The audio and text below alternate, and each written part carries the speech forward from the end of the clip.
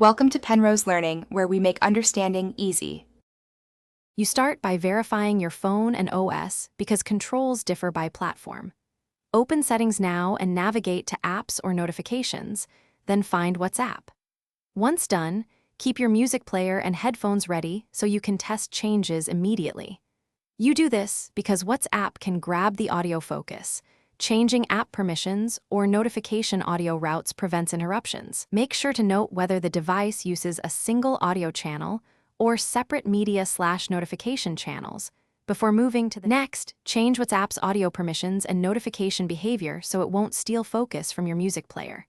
On Android, revoke background media access or use per app sound controls.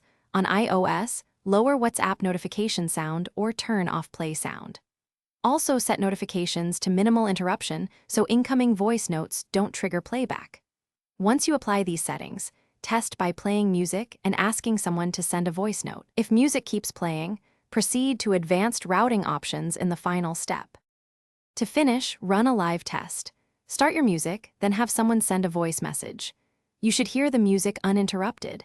If not, enable Do Not Disturb with media exceptions or install an audio manager app that locks media focus.